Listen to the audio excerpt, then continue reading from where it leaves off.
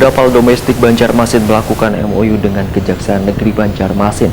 Tujuan dari kerjasama ini adalah terkait dengan permasalahan perdataan Wantata Usaha Negara. Sehingga bila ada permasalahan maka Kejaksaan Negeri Banjarmasin sebagai legal opinion atau konsultan hukum yang akan menanganinya.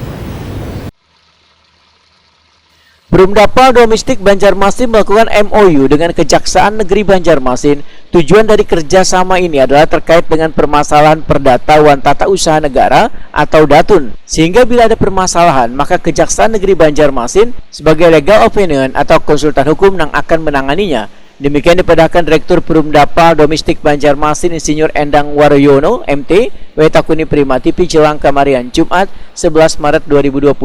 Menurut Endang Waryono, selawase ini Perumdapal Domestik belum pernah ada bermasalah dalam menjalankan usahanya.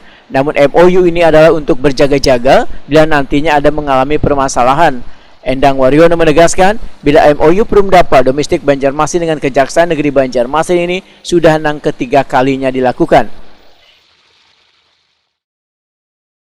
Ya, kalau perdata yang misalnya ada aduan daripada misalnya masyarakat tentang pelayanan kurang baik atau ada hal-hal yang terkait dengan permasalahan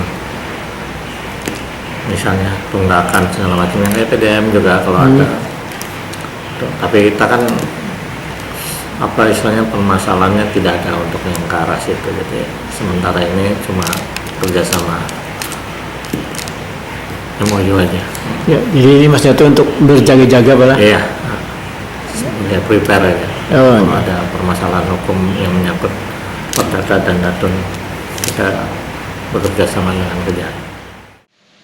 Endang Waryono berharap permasalahan baik perdata maupun tata usaha negara jangan sampai terjadi dengan warga lantaran banyu limbah ini adalah permasalahan harus ditangani bersama supaya lingkungan menjadi barasih wan sehat.